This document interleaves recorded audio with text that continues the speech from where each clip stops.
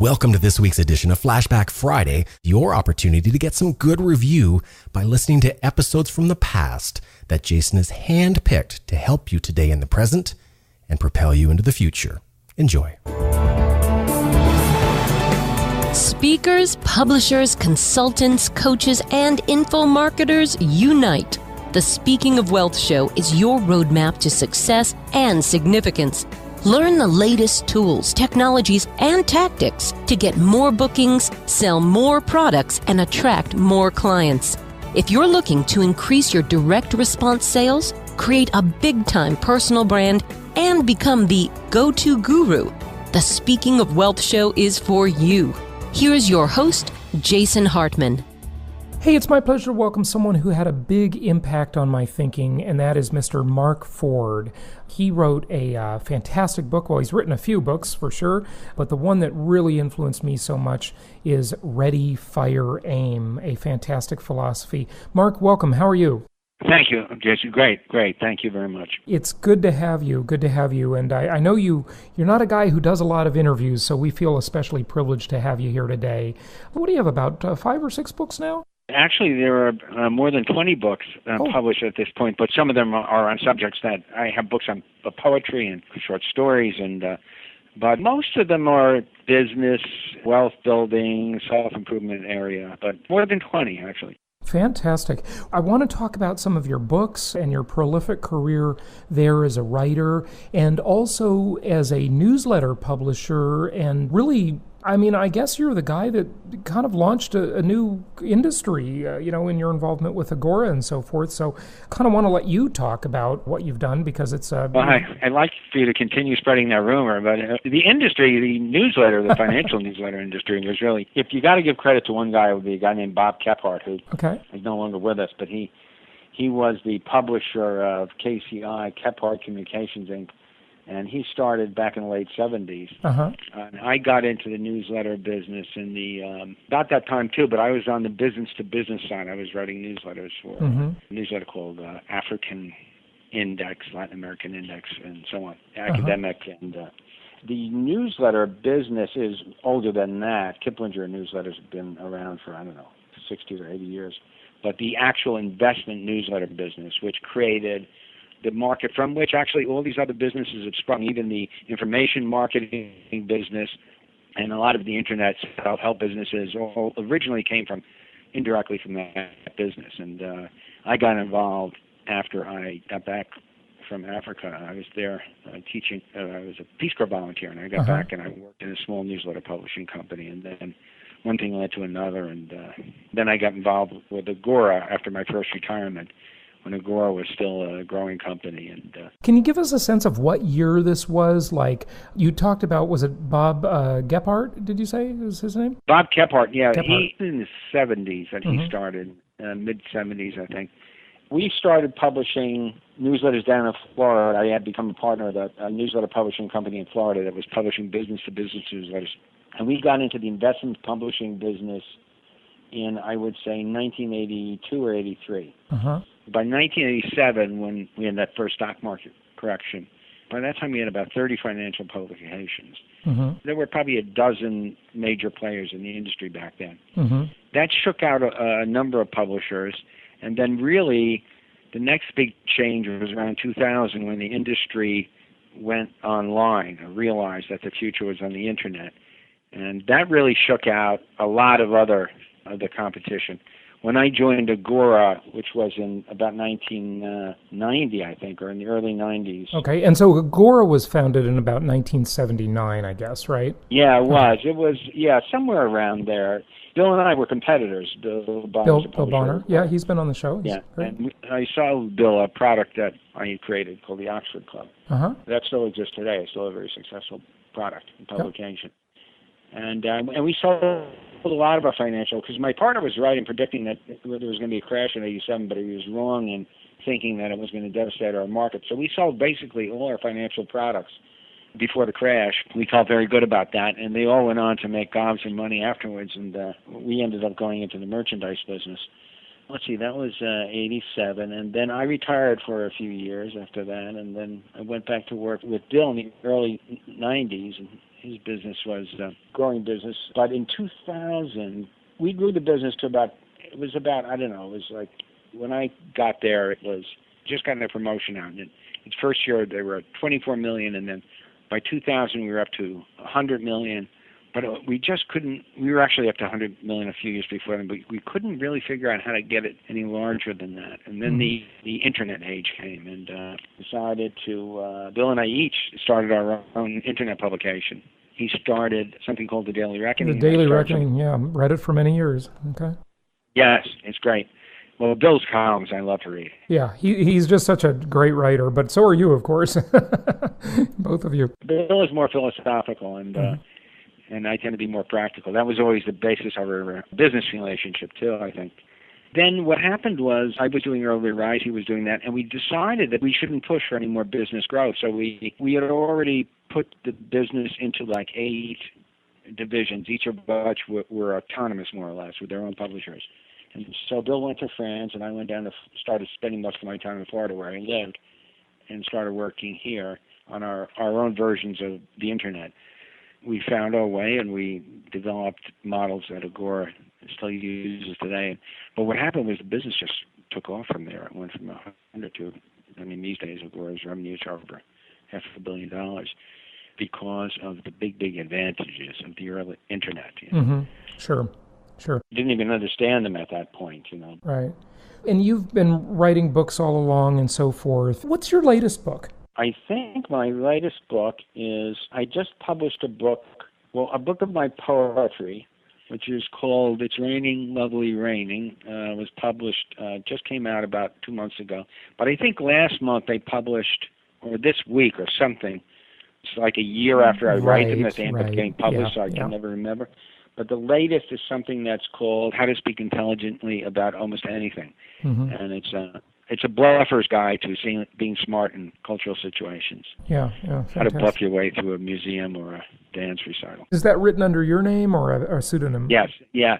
While I was writing Early to Rise, I used the pseudonym Michael Masterson. Mm-hmm. And then when I stopped writing for that publication, we kind of sold it to some friends, and I still have an interest in it, but I had pretty much written everything, all my ideas about entrepreneurship and building businesses I had written about plenty of times, so I stopped writing. And then when I was persuaded to get back into the business of writing about wealth, per se, and investing, I decided I would just use my regular name. And so I've been using Mark Ford since then. Why did you use a pseudonym in the first place, Michael Masterson? What was the reason for that? Too many fans bothering you? You know, that's actually a bit of an issue. But I agree. It was really, what happened was I had been mentoring some copywriters, and they were doing very well. They're making a good income. And these guys were friends. One of them is my oldest friend who recently passed away. And I said, you know, it's great to have an income, but you really need to have equity, too, in your life. And you start with income, but once you get income, you got to go after equity, because equity is a thing that will last forever if you do it right. And so I explained to them what that meant, and I talked to them about they should start their business. And so they decided they would start a business teaching other people how to be copywriters using the terminology and the techniques and stuff that I used on them. And they wanted to use all my lessons and the memos that I'd written them and all that stuff, and wanted me someone to be involved. And I said I would, but I was already, at that point, I was retiring for, I think, like the third time.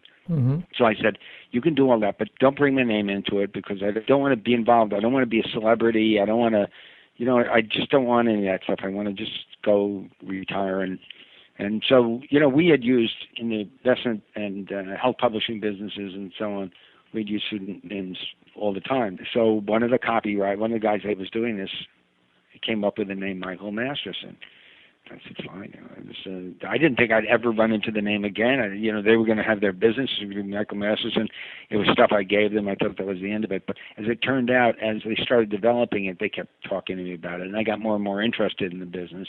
You know, and so I was kind of drawn back into it. So suddenly they're having a conference, and everybody knows me as Michael Masterson. So I would always explain that. Just go with it. Yeah. Well, that's okay. You know, that's a common practice. So, yeah. What are the rumors then? You know, Mark Twain wasn't really Mark Twain. Oh, yeah, really? Yeah. Yeah. Samuel Clemens, and there's a whole host of people. There's a whole host of them, yeah. And many celebrities change their names, whether it be fashion designer Ralph Lauren or John Denver, singer, whatever. Yeah, good stuff. Talk to us a little bit about Ready, Fire, Aim. I mean, would it be fair, by the way, Mark, to say that that's one of your most popular books? I would say that and Automatic Wealth were probably the two biggest bestsellers. Mm-hmm. It is a book that I particularly like, of the many books I've written, because I would say that incorporates my personal view on how to build small businesses. Mm-hmm. Although, the truth about doing anything is always common sense, simple, and in some ways obvious once you understand it. But I would say that book represents my own particular way of looking at it. The concepts in there were things that I discovered personally and that I felt were true, and in some cases felt contrary to what was being taught in the popular business press and so on. The title, Ready, Fire, Aim, illustrates one of my main bugaboos, which is people that write these advice to people starting businesses and tell them about all the things they have to do to prepare themselves, all the legal things, printing up business cards and all these crazy things that don't... And writing big business plans and all that. Right. Have nothing to do with actually starting a business. And in fact, they become great tools for procrastinating and for making yourself feel like you're in business when you're not in business at all. Training salespeople over the years, I always say that you don't want to be the person who's getting ready to get ready. And we've all seen that type of person, whether it's real estate investor who's got to know everything before they make their first deal, burgeoning entrepreneur who's got to know everything. And so many of these people, they're kind of know-it-all types, where they've read every book, they've been to every seminar, they read all the newsletters, they know all the players, but they're never going to be one of them because they're really spectators at the end of the day. I know, I like them. I like those people. They always make me smile because, you almost feel like the comment I love best when they read a book like Ready, Fire, Aim, which I basically think is the best book written on this subject. I've never read a better book. Of course, it's my book, so You're partial. It appeals to me somehow. I love when people go, tell me something I don't know, It just makes me laugh. I'm like, well, if you know it already, then what are you still reading business books for? I mean, probably 1 out of 100 books I read is a business book. And I'm not interested in business books, but I've started 100 businesses because I know the important things about business you learn from experience. And that's what I tried to put in that book. And so that book represents to me the best experience-based advice you can get on starting a small business. And somebody says, I already know it. And I'm like, okay, well, what are you doing? Are you like sitting around waiting forever to hear some advice you haven't heard? If you hear some advice, if you've read like 10 very successful people talking about business and they all tell you the same thing, what is the logic of that position? I'm not going to do the things that 10 experienced successful people told me to do. I'm going to wait until I hear something that I haven't heard before, and I'm going to try that. Right. That doesn't sound like a good idea. Yeah. I just think it's funny. Yeah, I completely agree. Share an example with us, if you would. One that I remember from the book, although it may not be the example you want to share. You talked in the book about the movie business, the film business, and how the traditional road was, go to film school and do all this stuff, and the other one is just make a film.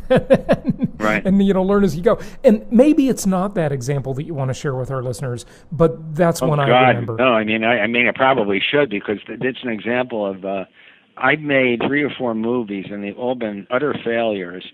In fact, my first movie, I only had it reviewed by my nephews, who were 12 years old at the time. And I got 3 reviews. One of them said, on a scale of 1 to 10, I'd give it a 0. Oh my God. The other one said, you're never going to be able to criticize another movie. And then the third one said, well, no, you can criticize. You just have to say that my movie was worse. Oh, I know. Then there was a fourth comment. He said, it was kind of like a pornography, but without the good stuff. That's what I did in the movie business. But for me, I spent my money, and I learned a lot about how to make a bad movie.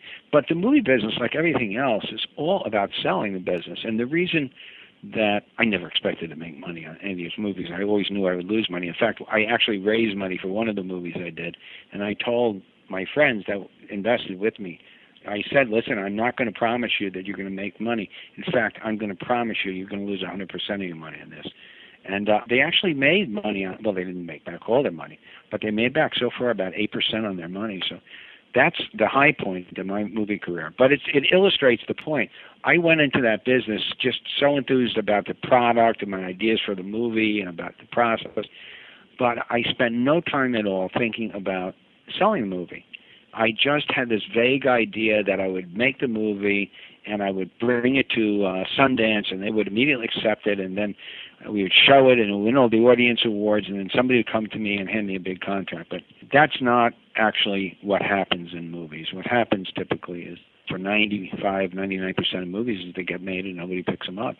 Or you get somebody to pay you a very modest amount of money, practically nothing, and then you get tiny little royalties.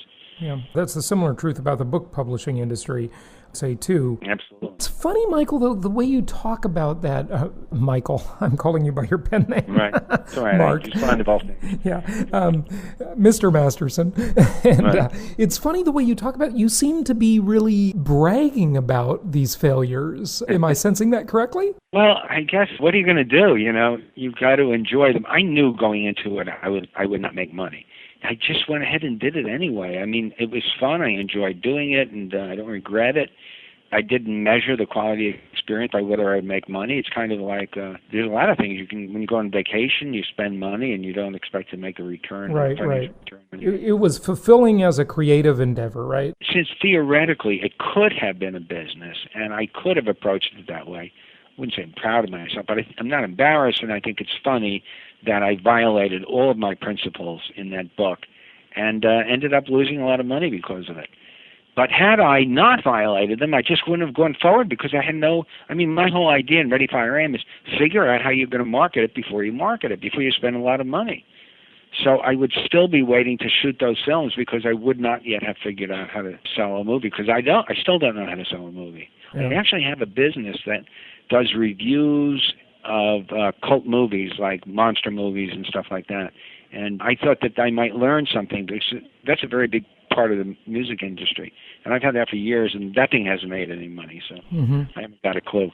I mean, this is something I say in the book and all my writing, is that your strongest possibility as an entrepreneur is sticking with something that you know. You need to know the industry well enough to figure out how money is made, how products are sold. And for stage one business, and that's a beginning business, I say that every stage in a business has a primary challenge, a problem to get over, and a primary opportunity, and then a primary strategy. In stage one, the primary problem is that you have a limited amount of time, capital, and patience.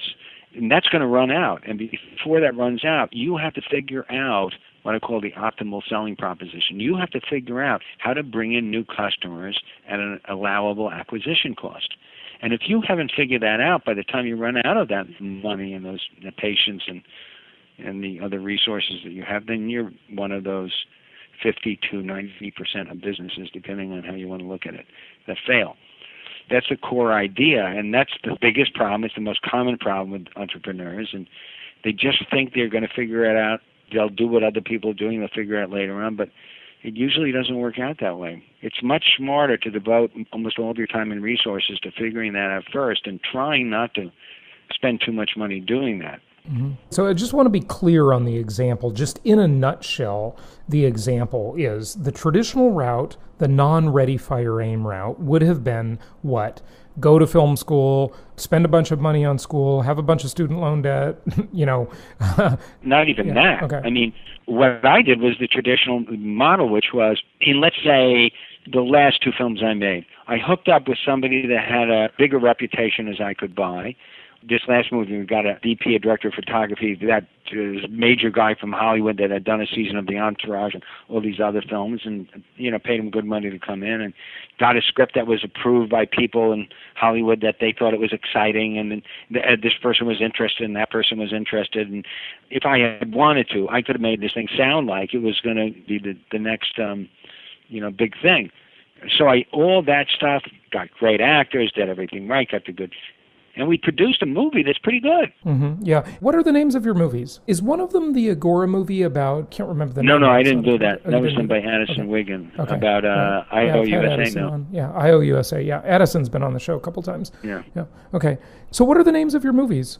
Well, the movie that is being edited right now is called After Midnight Everything. Mm-hmm. And that's a coming-of-age movie about these teenagers growing up in a bad neighborhood that opened up a bar, a rock and roll club, in the 1970s. And the movie before then was a movie I did with Herschel Gordon Lewis, who's a cult film director, called The Uh-Oh Show. And this is crazy to talk about these movies, but the point is that in The Uh-Oh Show and in The Uh-Oh Show, I got distributors too. But what did the distributors do? They just made me big promises. And we ended up making back 6 or 8% on the money that we invested. And so when I made it, then that's the one I had friends involved in. So when I made my next film, I wouldn't let people invest in it because I knew I was going to lose all the money because I hadn't figured out. How do you sell a small budget movie? Mm-hmm. The big key is distribution is the hard part. That's what everybody will tell you. That's what it is. And it's basically just like the book business. You can have a book, but how do you get it distributed? Right. But at least now distribution is easier than ever. I mean, now at least, it's democratized. It's flattened, if you will. On the internet, yeah. But if you go the conventional route right now, when I go to John Whaley published my books, and my book sold 50,000 copies on average, which it puts me in the top 1% of their publishers, of their authors, 1 or 2%, believe it or not.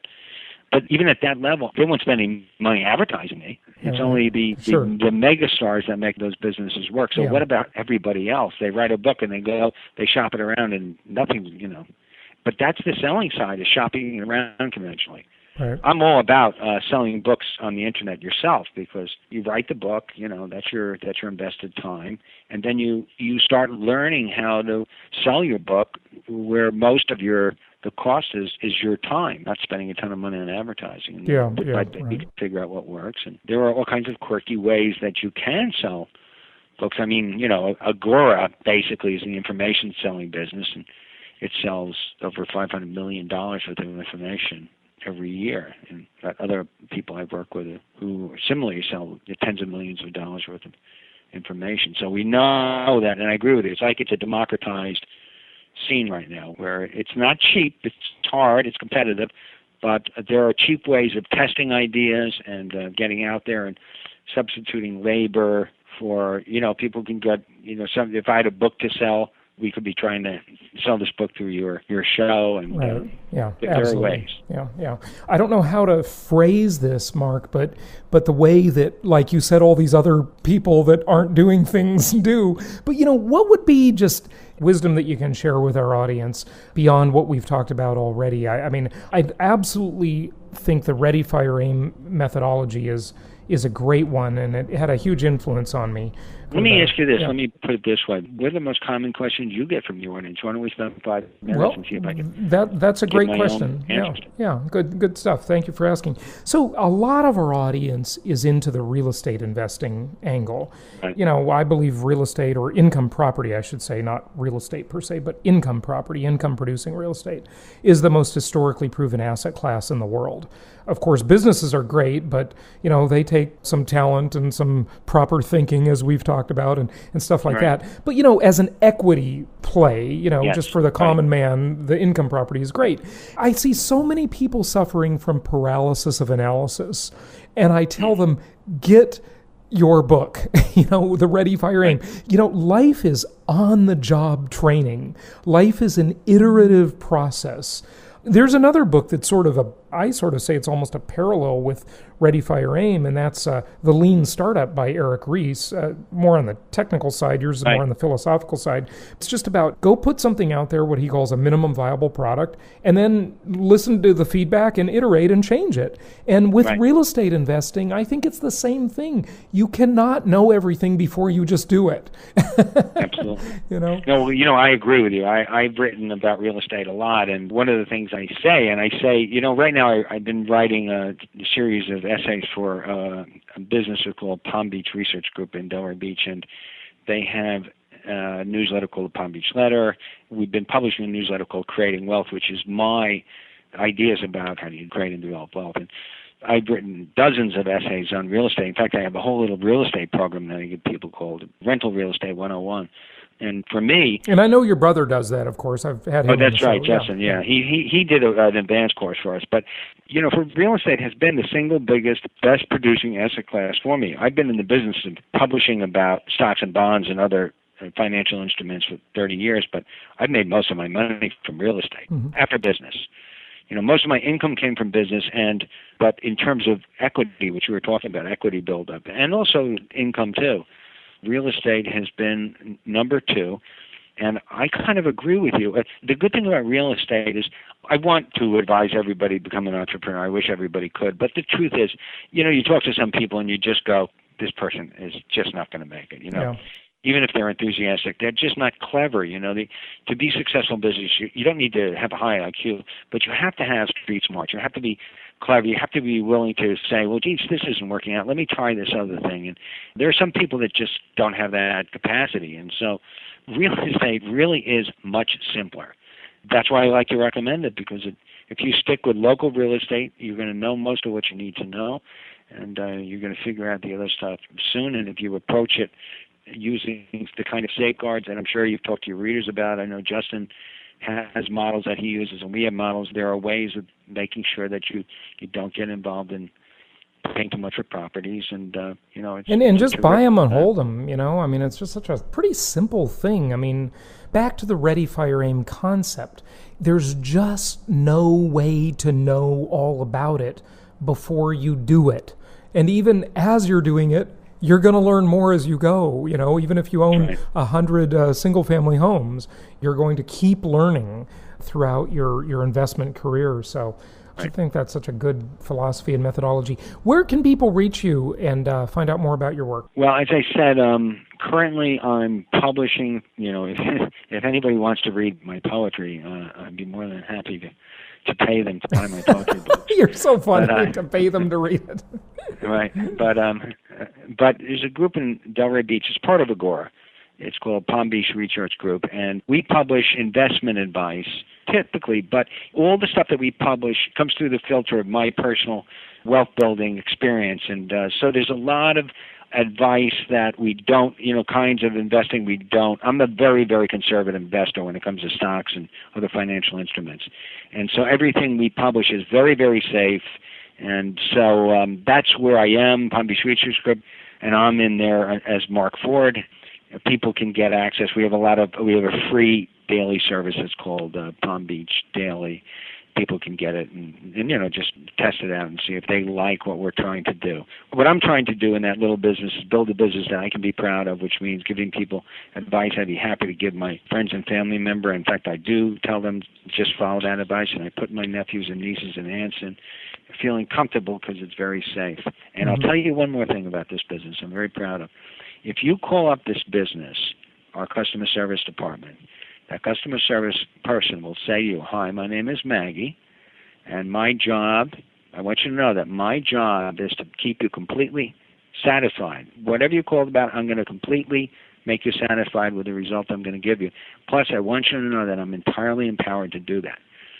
And I promise you, nobody has ever heard a customer service person say that, because most businesses won't tell their customer service people, you can do whatever you need to do to make that person happy. You can refund them 100%, and you can give them more products for free if you want. I probably shouldn't be saying that. Somebody's been calling up. Yeah, someone's going to take advantage of that. Right.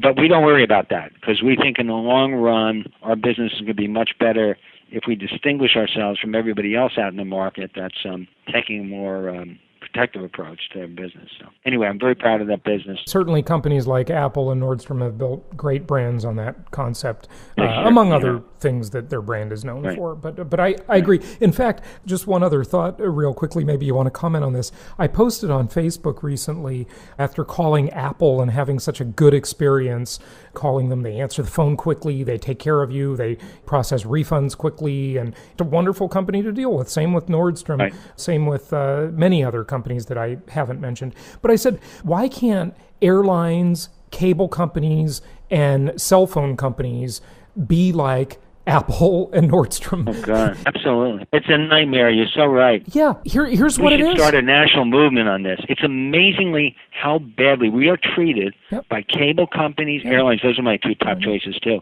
And we just allow them to do it. And somehow, it's horrible. It's just horrible. Airlines, number one, you could argue at times in history, while the airlines are having trouble, they have to treat you like crap because they can't afford to treat you better. But that's not true anymore. They're getting all monopolistic and they're doing fine. You know what it came down to, Mark? The reason is that the companies that treat you so poorly are heavily union run. The unions run them. And, there's no union at Nordstrom or Apple that I know of, at least. Right. But there's certainly unions in the airlines and the cable and the phone companies, right? I hadn't thought of that.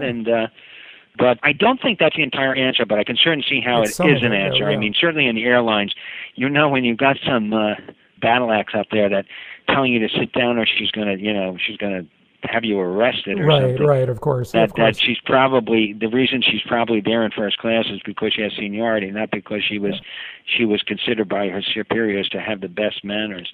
But even beyond that, Mark, it's when you call them and you have to wait on hold for 40 minutes. Yeah, I know. And then you have to change your flight and it's impossible and they lie to you and make the excuse that it was weather. Apple and Nordstrom would never do that type of thing. Listen, why don't we schedule, I'll be glad to call back and let's put a whole 90 minutes to you and me bitching about these. Let's do it. These unionized companies that are giving us trouble.